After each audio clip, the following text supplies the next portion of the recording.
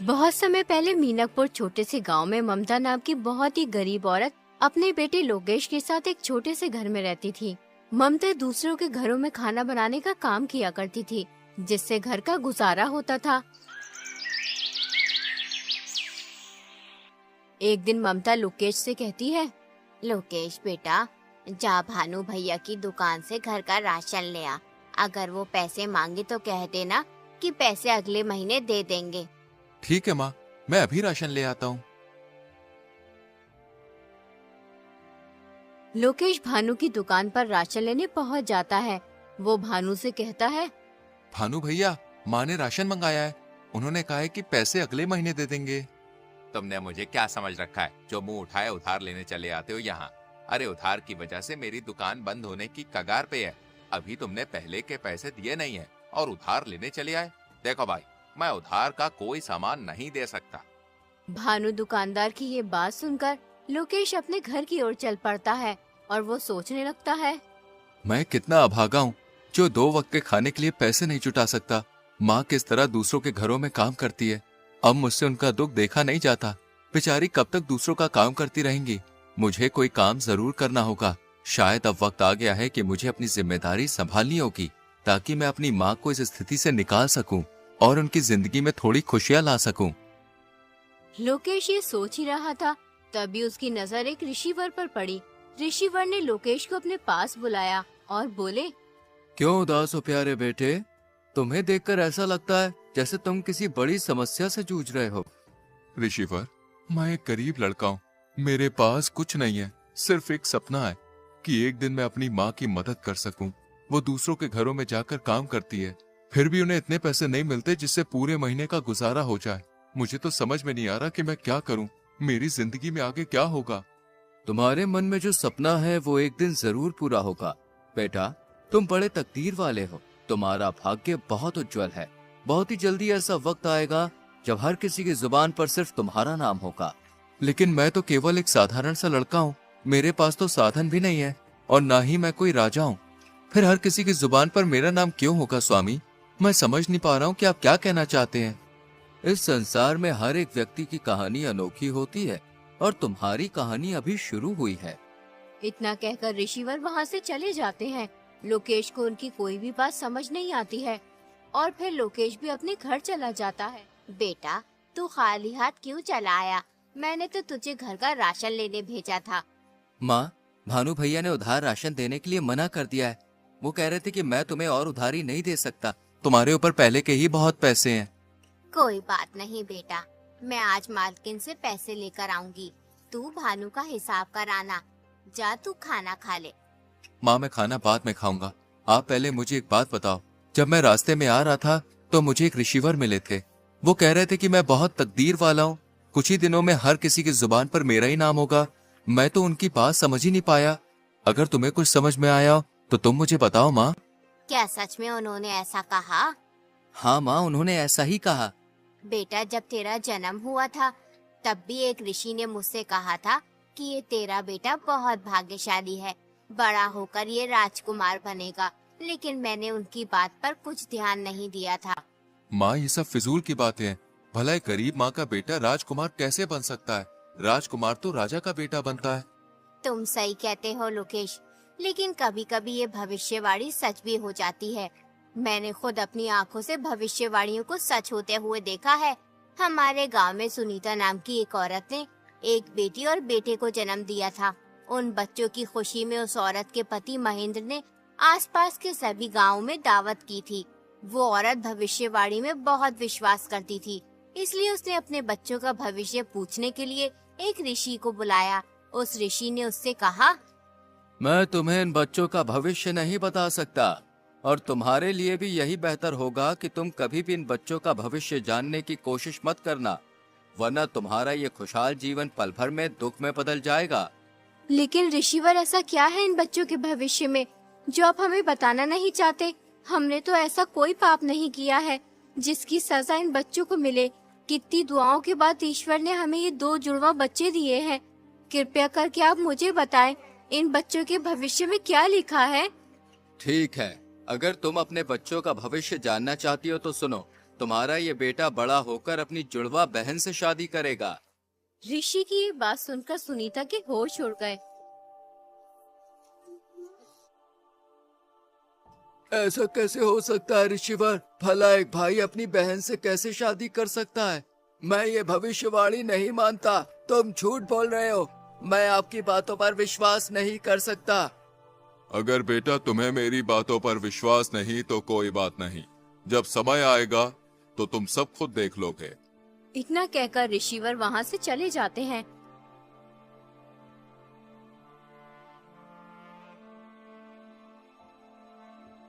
फिर सुनीता अपने पति से कहती है, नहीं, ये तो असंभव है।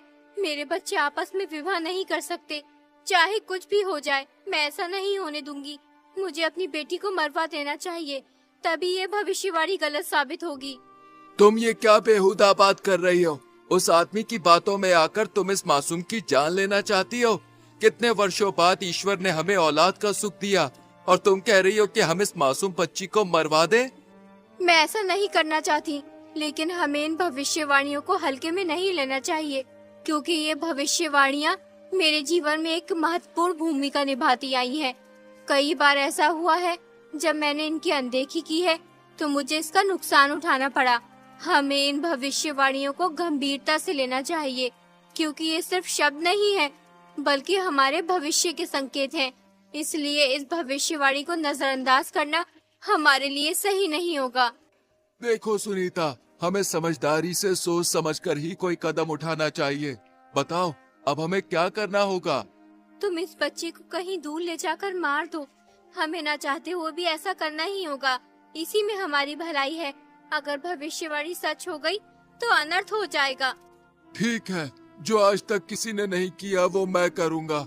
अपने ही हाथों से अपनी बच्ची की जान लूंगा।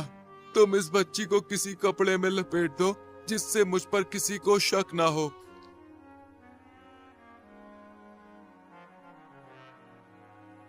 वो आदमी उस बच्ची को एक ऊंची पहाड़ी पर ले जाता है और फिर उसे पहाड़ी से नीचे फेंक देता है, लेकिन वो बच्ची किसी तरह बच जाती है।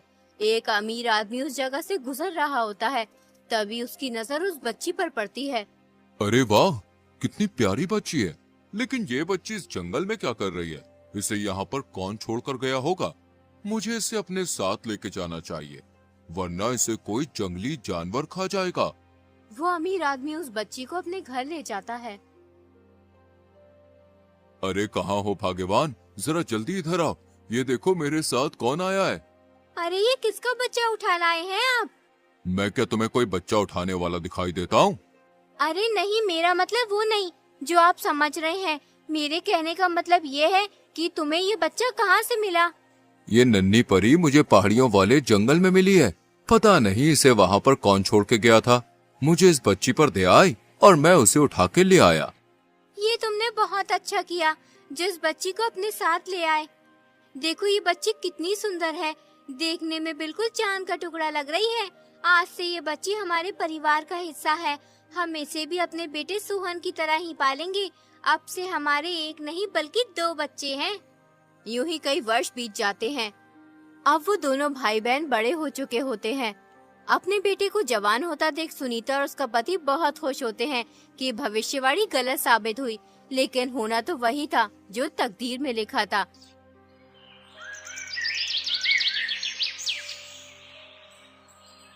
एक दिन सुनीता का लड़का किसी काम से बाहर कहीं दूर जा रहा होता है। तभी रास्ते में उसकी नजर अमीर आदमी की बेटी पर पड़ती है। उसे देखकर वो सब कुछ भूल जाता है। वो अपने माँ बाप को बगैर कुछ लड़की से शादी कर लेता है और उस लड़की घर ले आता है। माँ, मैंने इस लड़की से शादी कर ली है। ये सेठ हमीर चंद की बेटी है। बेटा तुझे शादी करने की इतनी भी जल्दी क्या थी? एक बार हमसे पूछ तो लेता। आखिर हम तेरे माता पिता हैं। हमने तुझे पाल पोस कर इतना बड़ा किया है, इसलिए हमारा भी हक बनता है कि तेरे सुख दुख में साथ रहें। अरे भाग्यवान, तुम भी ये क्या बात लेकर बैठ गई हो? अरे हमें तो खुश होना चाहिए। हमारे बेटे की खुशी में ही तो हमारी खुशी है। बेटी तुम बहुत दूर से चल के आई हो, जाओ थोड़ा आराम कर लो। बेटी तुम कितने भाई बहन हो? सासू जी हम 2 भाई बहन हैं, लेकिन मैं सेठ अमीर चंद की सगी बेटी नहीं हूँ। मैं तो उन्हें पहाड़ी के पास मिली थी, लेकिन उन्होंने मुझे कभी माँ पापा की कमी महसूस नहीं होने दी। अपने बेटे की बहू के मुंह से ये बात सुनकर सुनीता सब समझ जाती है कि ये लड़की हमारी बेटी है। वो इस बात को अपने पति महेंद्र को भी बताती है कि भविष्यवाणी सच साबित हुई। ये बात किसी तरह सुनीता के बेटे को भी पता चल जाती है कि जिस लड़की से उसने शादी की है वो उसकी सगी बहन है। इसलिए वो अपनी जान ले लेता है और फिर वो लड़की भी मर जाती है। ये तो बहुत बुरा हुआ। इस बात को सुनकर मुझे पूरा विश्वास हो गया कि भविष्यवाणियां सच होती हैं। हमें इन्हें हल्के में नहीं लेना चाहिए। हाँ बेटा, मैं तुझे यही समझा रही थी कि इन भविष्यवाणियों को झूठ समझने की कोशिश मत करना। इसका मतलब वो ऋषिवर सच कह रहे थे कि मेरे मन में जो सपना है वो एक दिन जरूर पूरा होगा और बहुत जल्दी मेरा भाग्य उज्जवल होगा। उसके बाद हर किसी की जुबान पर सिर्फ मेरा नाम होगा। जिस राज्य में लोकेश रहता था उस राज्य का राजा सूरजमहल बहुत ही शांति प्रिय और दयालु था। उसके शासन में सभी खुश रहते थे। प्रजा भी राजा को बेहद पसंद करती थी। हर कोई गर्व महसूस करता था कि वे ऐसे राज्य में रहते हैं जहां एक शांति प्रिय और समझदार राजा शासन कर रहा है। राजा के राज्य की इस उचित व्यवस्था के पीछे जिस आदमी का हाथ था वो थे उनके सबसे प्रिय सलाहकार रघुवीर सिंह। रघुवीर सिंह के रहते राजा को कभी कोई दिक्कत महसूस नहीं हुई, लेकिन अचानक एक दिन रघुवीर सिंह की मृत्यु हो गई। इससे राजा को बहुत दुख हुआ। अब उनके प्रमुख सलाहकार का पद खाली पड़ा था। वो चाहते थे कि पूरे राज्य में सबसे बुद्धिमान और जवान आदमी को ये पद मिले। इसलिए वो अपने मंत्री से कहते हैं, पूरे राज्य में घोषणा करवा दो कि जो भी व्यक्ति राजा की 3 पहेलियों का सही जवाब देगा उसे राजा 1000 सोने के सिक्के और अपना प्रमुख सलाहकार नियुक्त करेंगे। अगले ही दिन मंत्री ढिंडोरजी को घोषणा करवाने के लिए भेज देते हैं। सुनो ए लोगों, महाराज सूरजमल का ताजा फरमान जरा गौर से सुनो। महाराज के सबसे प्रिय सलाहकार रघुवीर सिंह की अचानक मृत्यु हो गई है, इसलिए अब उनका पद खाली है। जो भी व्यक्ति महाराज की 3 पहेलियों का सही जवाब देगा उसे महाराज 1000 सोने के सिक्के और अपना प्रमुख सलाहकार नियुक्त करेंगे। कौन जाने अब हमारे मुल्क का क्या होगा। क्यों बाबा, कोई आफत आ गई है सलाहकार की मृत्यु होने से? बेटा, आफत तो कुछ नहीं आई। रघुवीर सिंह बहुत ही अच्छा इंसान था। ईश्वर अच्छे इंसान को जल्द ही अपने पास बुला लेता है। बेचारा हमेशा प्रजा की भलाई चाहता था। मैंने कितने ही सलाहकारों को बदलते देखा है, मगर यकीन मानो रघुवीर सिंह जैसा कोई नहीं था। वो हमेशा गरीब मजलूम लोगों के हित में ही सोचता था। पता नहीं अब राजा का नया सलाहकार कौन बनेगा जो हम जैसे गरीबों के बारे में सोचेगा। अगले ही दिन राजमहल में बहुत से आदमी जाते हैं, लेकिन कोई भी राजा की पहेलियों का जवाब नहीं दे पाता है। यूं ही 3 दिन गुजर जाते हैं। एक दिन लोकेश अपनी माँ से कहता है, माँ, क्यों ना एक बार मैं महाराज के पास जाकर इन पहेलियों का जवाब दूं? बेटा, राजा हर बार पहेली बदल कर पूछता है। अभी तक कोई भी तीनों पहेलियों का सही जवाब नहीं दे पाया है। बहुत से अक्लमंद लोगों ने पहेलियों का जवाब देना चाहा, लेकिन हर कोई नाकाम रहा। तुम उन अमीर लोगों के बीच कैसे जा सकते हो? वहाँ बहुत ही तजुर्बेकार और होशियार लोग आए हुए हैं। माँ, बिल्कुल भी परेशान ना हो, मैं महाराज के पास जरूर जाऊंगा। सोचो, अगर मैंने पहेलियों के जवाब दे दिए तो 1000 सोने के सिक्के मिलेंगे। फिर तुम्हें किसी के घर जाकर काम करने की जरूरत नहीं होगी और मैं भी महाराज का सलाहकार बन जाऊंगा। ठीक है बेटा, तू इतना कह ही रहा है तो जा। मेरी दुआएं तेरे साथ हैं। ईश्वर तेरी हिफाजत करे।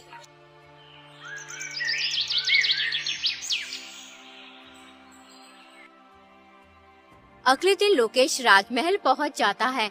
महाराज उससे पूछते हैं, तुम यहाँ किस लिए आए हो? महाराज, मैं यहाँ आपकी पहेलियों का जवाब देने आया हूँ। अभी तक कोई भी मेरी पहेलियों का जवाब दे नहीं पाया। तुम समझदार लगते हो, जवान भी हो, शायद तुम मेरी पहेलियों का जवाब दे सकते हो। जैसा कि तुम शर्त जानते ही हो, जो भी पहेलियों का सही जवाब देगा वो मेरा सलाहकार बनेगा और उसे इनाम में 1000 सोने के सिक्के दिए जाएंगे। ठीक है महाराज, मैं आपकी पहेलियों का जवाब देने के लिए तैयार हूँ। तो बताओ, तुम्हारे अनुसार सबसे बड़ा धन क्या है? महाराज, सबसे बड़ा धन संतोष है। जब मन शांत होता है तो इंसान सबसे अमीर होता है। बहुत खूब, अब दूसरे सवाल का जवाब दो। जीवन में सबसे बड़ा ज्ञान क्या है? महाराज, जीवन में सबसे बड़ा ज्ञान ये है कि खुद को जानना और समझना। जब हम अपने आप को पहचानते हैं तब हम दूसरों को भी समझ पाते हैं। सही उत्तर। अब तीसरा और आखिरी सवाल, सच्ची मित्रता का अर्थ क्या है? महाराज, सच्ची मित्रता वो है जब एक मित्र दूसरे की खुशियों में खुश और दुखों में दुखी होता है, बिना किसी स्वार्थ के। बहुत अच्छे, तुमने तीनों सवालों के सही जवाब दिए हैं। तुम वाकई में बुद्धिमान हो। आज से तुम मेरे सलाहकार हो। मंत्री, इसे 1000 सोने के सिक्के दे दिए जाए। कल से तुम अपना पद संभालोगे। लोकेश 1000 सोने के सिक्के लेकर अपने घर चला जाता है। लोकेश को देखकर ममता बहुत खुश होती है। वो लोकेश से कहती है, बेटा, जब से तू गया है तब से ही मैं तेरे लिए दुआ कर रही थी कि तू कामयाब हो, और ईश्वर ने मेरी दुआ सुन ली। अब हमारी सारी मुसीबतें दूर हो जाएंगी। हाँ माँ, अब तुम्हें किसी भी चीज की चिंता करने की जरूरत नहीं है। आज से तुम्हें दूसरों के घरों पे जाकर काम करने की भी कोई जरूरत नहीं है। बेटा, मेरी पूरी जिंदगी दुख और तकलीफों में कट गई। आज सालों बाद तूने मुझे ये खुशी दिखाई है। अगर आज तेरे पिताजी जिंदा होते तो बहुत खुश होते। पूरे राज्य में ये बात फैल जाती है कि ममता का बेटा राजा का सलाहकार बन गया है। सब बहुत खुश होते हैं क्योंकि लोकेश बहुत ही समझदार और नेक लड़का था। एक दिन लोकेश महल से अपने घर जा रहा होता है। तभी रास्ते में दो भाई एक घोड़ी के बच्चे के ऊपर झगड़ते हुए दिखाई देते हैं। लोकेश उनके पास जाकर बोला, आखिर तुम दोनों लड़ क्यों रहे हो? जिस आदमी को तुम मेरे सामने खड़ा देख रहे हो, ये मेरा बड़ा भाई है। ये एक नंबर का झगड़ालू इंसान है। ईश्वर इसे गारत करे। हमारे पिताजी जो भी छोड़कर मरे थे, हमने उसे आपस में बांट लिया। मेरे हिस्से में घोड़ी आई थी, उस घोड़ी ने एक बच्चा दिया। ये बेईमान इंसान उस घोड़ी के बच्चे को अपना बता रहा है। जरा आप इसे समझाइए, जब बच्चा मेरी घोड़ी ने दिया तो वो घोड़ी का बच्चा मेरा हुआ या इस बकबक का? ये नामुराद झूठ बोल रहा है। सालों से ये अपनी घोड़ी को मेरी जगह में बांधता हुआ आ रहा है और इसकी घोड़ी ने बच्चा मेरी जमीन पर दिया है, इसलिए वो घोड़ी का बच्चा मेरा हुआ। जो चीज जिसकी जमीन पर पैदा होती है वो उसी की हो जाती है। लोकेश समझ गया ये दोनों पागल हैं, इसलिए वो उनसे बोला, तुम्हारी समस्या तो बहुत गंभीर है। तुम्हें राजा के पास जाना चाहिए, वो ही तुम्हारा फैसला कर सकते हैं। तुम सही कह रहे हो, हमें राजा के पास जाना चाहिए, वरना ये झगड़ालू इंसान कुछ उल्टा सीधा न कर बैठे। अगले दिन दोनों भाई राजा के पास पहुंच जाते हैं और राजा को अपनी सारी बात बताते हैं। राजा लोकेश से कहते हैं, इस समस्या का हल तुम करो लोकेश। वो दोनों भाई लोकेश को पहचान लेते हैं, लेकिन राजा के सामने उनकी बोलने की हिम्मत नहीं होती, इसलिए वो चुपचाप खड़े रहते हैं। देखो, जगह से घोड़ी और बच्चे का कुछ भी लेना देना नहीं है। जिसकी घोड़ी है बच्चा भी उसी का है, लेकिन तुम्हें अपने बड़े भाई की जगह में घोड़ी बांधने का हर्जाना देना होगा। तुम्हें उसे एक सोने का सिक्का देना होगा। दोनों भाई लोकेश का फैसला सुनकर खुशी खुशी अपने घर चले जाते हैं।